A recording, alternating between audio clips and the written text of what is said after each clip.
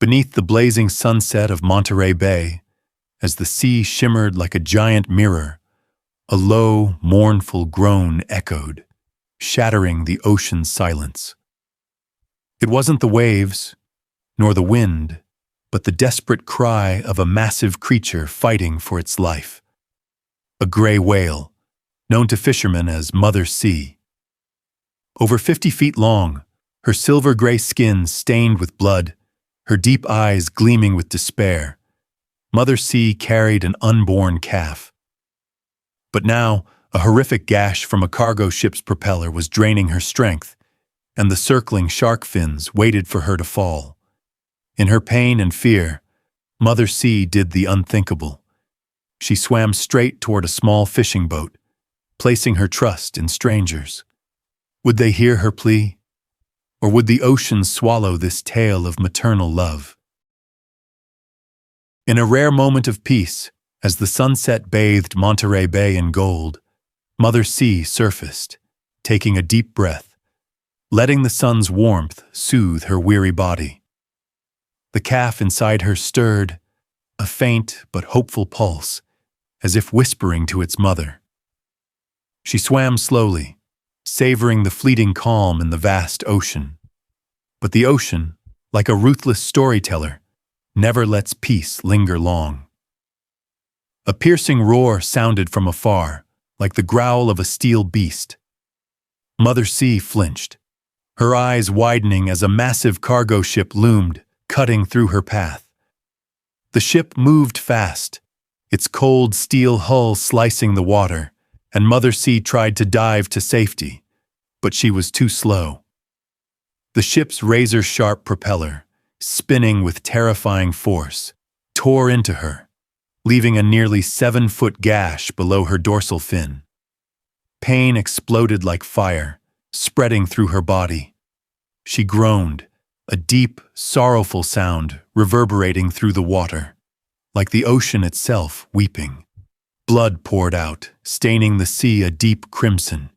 Each movement ripped the wound wider, blood flowing faster, and Mother Sea felt her strength fading. She tried to swim, but her heavy body, weighed down by her swollen belly, dragged her down. Worse, the scent of blood had drawn the ocean's most fearsome predators. Sharp dorsal fins appeared, circling not far off. Great white sharks with jagged teeth and cold eyes began to close in, patiently waiting for Mother Sea to collapse. They knew she was weakening, and they were in no hurry. To them, Mother Sea was no longer a symbol of strength, just a meal. Mother Sea sensed the sharks, and fear surged in her chest, not for herself, but for the calf inside her. That tiny life yet to see sunlight or ride the waves depended on her. She knew she couldn't fight in this state. A large shark, nearly 16 feet long, glided close, its teeth flashing in the sunset. Mother Sea flicked her tail weakly, trying to fend it off, but each move only spilled more blood. Hope was slipping away, but her maternal instinct refused to let her give up. In her pain and desperation, a memory flickered in Mother Sea's mind. The small boats of fishermen, their laughter echoing over the water, their curious eyes watching whale pods from afar. She'd once feared humans, heard tales of nets and harpoons. But now, with death stalking her, Mother Sea had no other choice. Instinct guided her toward a faint hope. Humans might save her. With the last of her strength, she turned and swam toward a fishing boat drifting nearby. Each tail flick was a struggle, each breath a battle, but she didn't stop. The calf inside her was her only reason to keep going. The fishing boat Mary Jane bobbed on the waves, its hull glowing gold in the sunset. Captain Tom Hargrove, 52, stood at the bow, his calloused hands gripping a black coffee mug. His weathered face, etched with lines from sea wind and sun, held sharp blue eyes that missed nothing. Over 3 decades at sea had taught him the ocean was a harsh but fair teacher. He'd hauled heavy nets, faced storms, and witnessed the sea's wonders. But today, he had no idea he was about to enter a story beyond anything he'd experienced. Tom's crew of 5 was a motley bunch, each a unique piece of the puzzle. Jake, 22, with sun-bleached hair and a bright smile, was the youngest, bursting with energy. Eddie, 60, silver-haired and gravel-voiced, was the most seasoned but prone to grumbling. Charlie, a quiet, muscular man, worked tirelessly. Then there were Ben and Sam, 30-something twins with opposite personalities, Ben jovial, Sam serious.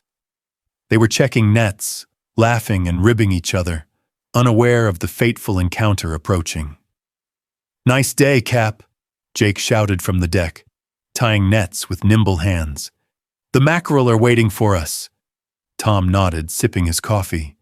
"Don't get cocky, Jake. A calm sea always hides something."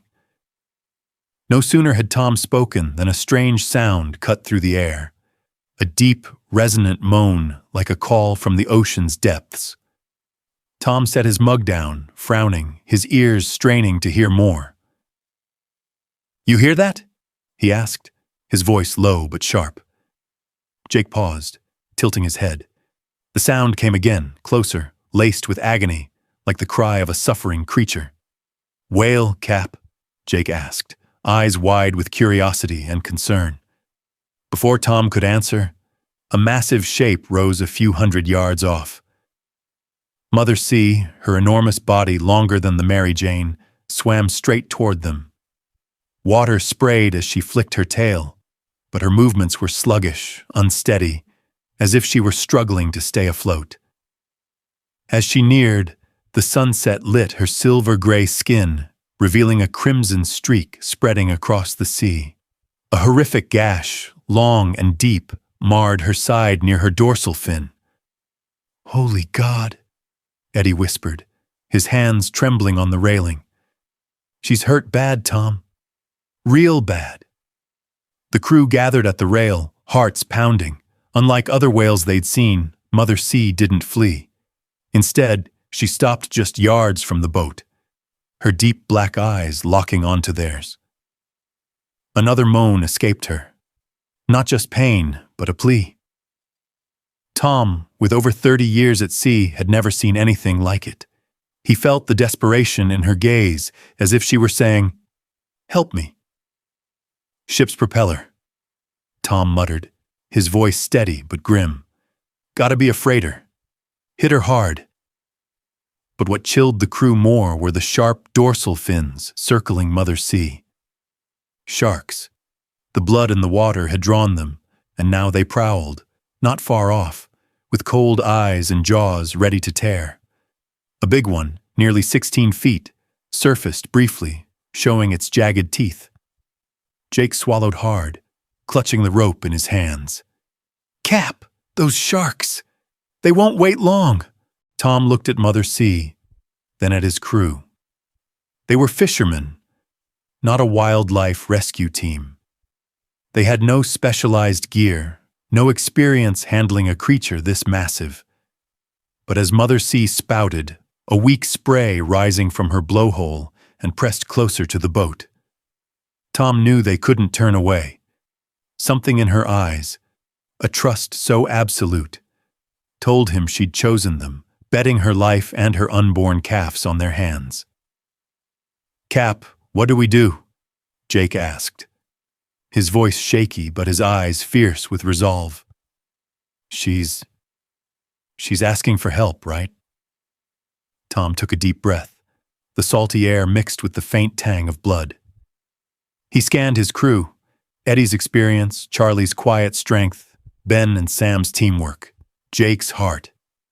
They weren't trained for this, but they had compassion, and sometimes that's enough. "All right," Tom said, his voice solid as rock. "We're helping her. Eddie, grab the flare gun. Jake, prep the life raft. Charlie, Ben, Sam, get nets and ropes ready. We scare off the sharks first, then deal with the wound." The crew nodded, no hesitation. They sprang into action like a well-oiled machine.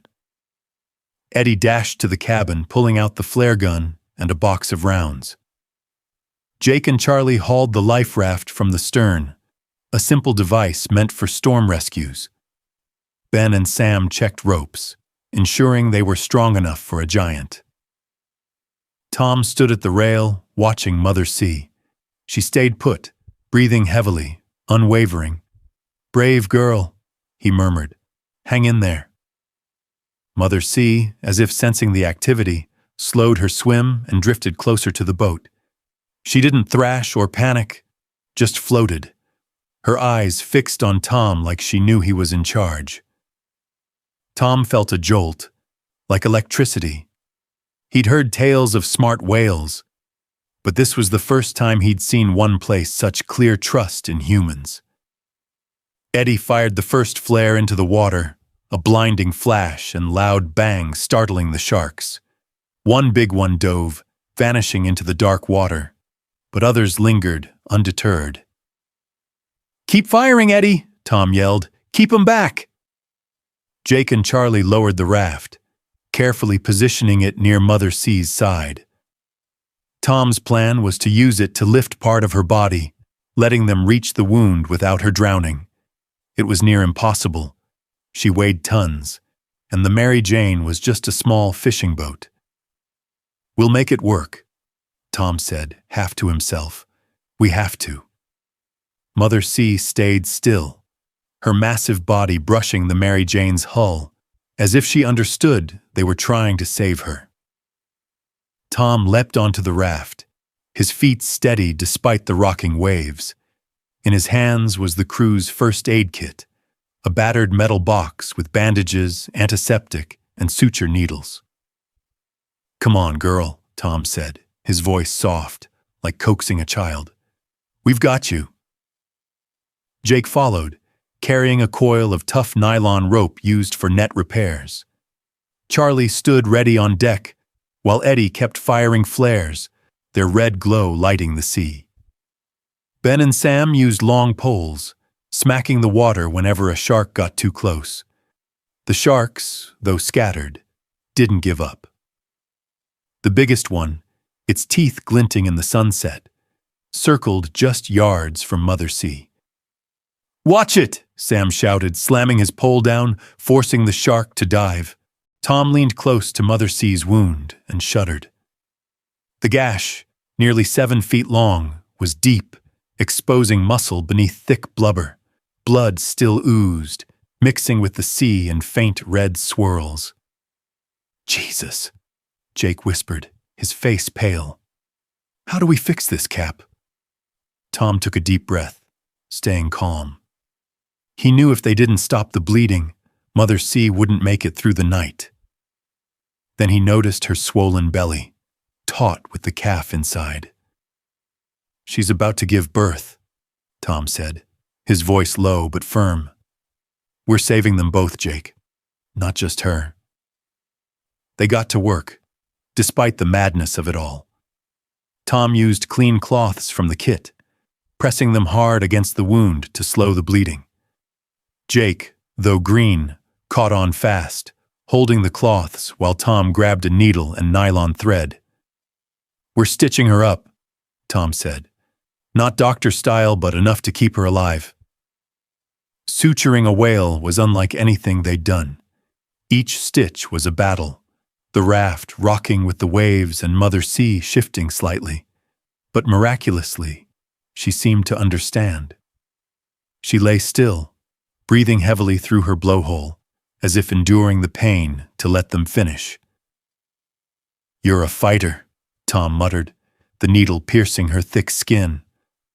On the boat, the shark battle raged. Eddie ran out of flares, switching to a high-powered flashlight to blind the shark's eyes, forcing them back. Ben and Sam, sweating buckets, kept smacking the water, but the sharks grew bolder. "They smell the blood!" Ben yelled. "Hurry, Cap!" Jake, helping Tom, had a flash of inspiration. "Mackerel!" he shouted. "We've got mackerel in the hold. If we feed her, maybe she'll get stronger."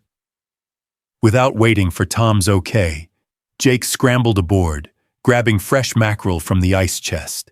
He tossed them near Mother C's mouth, hoping she'd respond. Miraculously, she did.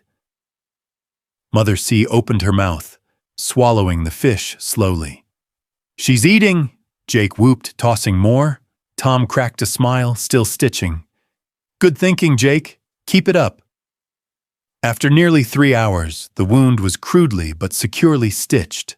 The bleeding stopped, and Mother C's breathing steadied, her blowhole spraying stronger. The sharks, no longer smelling fresh blood, began to drift off, only a few lingering at a distance. Tom sank back on the raft, exhausted, his hands caked with blood and seawater. He patted Mother C's gray skin. "You did good," he said, his voice hoarse. But Tom knew the fight wasn't over. Mother C was too weak to swim far, and infection was a risk without proper care. He looked at his crew, panting but proud. "We can't leave her," Tom said. "We stay, at least till she's strong enough."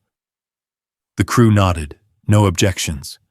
They anchored the boat, kept the raft beside Mother C, and braced for an unprecedented mission, turning the Mary Jane into a floating hospital for a pregnant whale. When the sun rose over Monterey Bay the next day, the Mary Jane had become an impromptu whale hospital. The crew, exhausted from battling sharks and stitching wounds, didn't rest. Tom stood on deck, watching Mother C lean against the raft, her breathing steadier but still weak. He knew stitching the wound was just the start. For her to survive and give birth, they'd need to care for her in the days ahead. "We're staying," Tom declared, his voice unwavering, "until she can swim on." The crew split into shifts, each taking a role. Tom and Jake handled wound care, a job requiring patience and guts. Each morning, they climbed onto the raft with buckets of clean seawater to rinse the wound, clearing sand and algae. They cut cloths from the boat's stores into bandages, wrapping the crude stitches to prevent infection. The gash, though still grim, showed signs of healing, its edges slowly knitting. "She's tougher than we thought," Jake said, his eyes bright as Mother C flicked her tail. Eddie and Charlie took on protection duty. Though the sharks had backed off, they stayed vigilant. Eddie, with his seasoned instincts, stood watch at the rail, ready with a flashlight or pole if a fin appeared. Charlie, quiet but reliable, checked the raft, ensuring it held Mother C's weight. Ben and Sam handled food. They used up the mackerel in the ice chest, tossing fish to Mother C.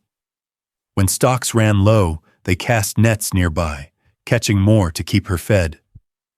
Mother C ate slowly, as if knowing each bite was a step toward survival. On day 2, Mother C showed progress. She spouted, a high jet of water, like a thank you to the crew. Jake cheered, clapping, making everyone laugh. "She knows we're helping," he said. But Tom stayed cautious. Her swollen belly signaled the birth was near, and a weakened whale might not survive labor. He prayed she'd hold on. By day 4, Mother C swam stronger. She circled the boat, flicked her tail, and dove lightly before returning to the raft. "She's bouncing back," Eddie said, cracking a rare smile. The crew felt a strange bond with her, as if they weren't just saviors, but part of her survival story. They talked to her daily, calling her girl and cheering her on like a friend. On day 7, under a radiant dawn, a miracle unfolded. Mother C circled the boat, faster than ever, then dove. The crew held their breath, worried. When she surfaced, a tiny calf, just a few meters long, swam beside her. The crew erupted, hugging, crying, laughing. "She did it!" Jake yelled, tears streaming. Mother C and her calf circled the boat, spouting and flopping their tails, as if saying thanks. After a few hours, they dove and vanished into the sea. The crew stood silent on deck, hearts swelling with pride and awe at the power of maternal love and the ocean. 3 months later, the story of Mother Sea and the Mary Jane swept Monterey, the talk of every seaside bar. The crew returned to fishing, but they were changed. Each trip out, they scanned the horizon, hoping to glimpse Mother Sea. Jake, now more mature, told the story with shining eyes, like it was his greatest treasure. One afternoon, as the Mary Jane set nets offshore, Jake spotted a familiar shape. A gray whale swam alongside, a larger calf at her side. "Cap, it's her!" Jake shouted, pointing to a faint scar on her flank. Tom raised his binoculars, his heart racing. The scar, marked by their crude stitches, was unmistakable. It was Mother Sea, but she hadn't come just to say hi. She swam ahead, then back, like she wanted the boat to follow. "What's she up to?" Ben asked, curious. Tom grinned. "Let's find out. Follow her." They steered the boat, and after a few miles, Mother Sea led them to a stunning sight. A massive school of mackerel, thousands strong, shimmering like a silver carpet. She circled the fish, herding them close as if helping the fishermen. "She's paying us back," Eddie whispered, awestruck. The crew cast nets, hauling in more fish in hours than in the past month combined. Mother Sea and her calf swam nearby, spouting and flapping like they approved. Jake tossed a mackerel into the water as a thank you, and Mother Sea snapped it up, her deep eyes locking with his. "She remembers us," Jake said, choking up. As the last net came up, Mother Sea circled the boat, slow and regal. She spouted one final time, a towering jet under the sunset, then led her calf into the deep blue. Gone. The crew stood quiet on deck, no one speaking for a long while. They felt a timeless bond, like Mother Sea was now part of their lives' story. Jake broke the silence. "Cap, think we'll see her again?" Tom gazed at the sea, where the sun sank, its orange glow dancing on the waves. "Don't know, Jake," he said, his voice warm. "But the ocean's got a way of telling stories worth remembering, and she gave us one we'll carry forever." The story wasn't just about saving a whale. It was about compassion, trust between humans and nature, and how one small act can change everything. In Monterey, fishermen began to see the sea differently, like they were watching for signs from Mother Sea, who taught them the ocean isn't just for fishing, it's for listening. The tale of Mother Sea and the Mary Jane became legend in Monterey, told in seaside bars, around campfires, and in the hearts of young fishermen. Locals dubbed Tom the Whale Whisperer, a nickname he shrugged off but secretly cherished. The crew, once ordinary men, were now regarded with respect. They'd done what few dared dream, saved a whale and witnessed the miracle of maternal love. Years passed. Tom retired, his hair now white as seafoam. Jake, now captain of the Mary Jane, led the crew with the same heart that drove him to save Mother Sea. Each trip, he shared the story with new fishermen, his voice thick with emotion. "We didn't just save her," he'd say. "She saved us in a way. She reminded us the sea's not just a living, it's something to cherish." The story spread beyond Monterey, to other coastal towns, a symbol of compassion and connection between humans and the ocean.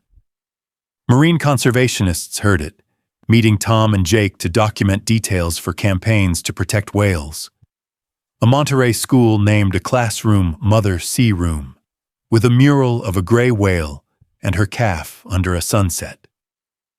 For the crew, the story was inseparable from who they were. Eddie, now retired in a seaside cottage, watched the ocean, wondering where Mother Sea was. Charlie, still quiet, carved a small wooden whale statue, keeping it on his table as a reminder. Ben and Sam, running a small diner, hung a photo of the Mary Jane and Mother Sea on the wall, sharing the tale with customers. To them, Mother Sea wasn't just a whale. She was a symbol of unity, of doing what's right even when it seems impossible.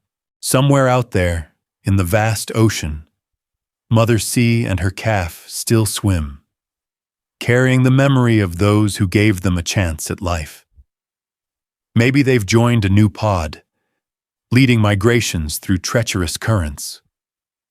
Maybe the calf, now grown, is learning to spout and dive deep, like its mother. Wherever they are, Mother Sea surely carries those deep eyes that touched the Mary Jane crew's hearts. In Monterey, the legend of Mother Sea lives on, like waves forever crashing on the shore. It reminds everyone that the ocean isn't just a place of danger and mystery. It's a place of beautiful stories, where humans and nature can find each other in moments of magic. Each time fishermen sail out, they scan the horizon hoping for a spout, a sign that Mother Sea is still out there, telling her story in the ocean's way.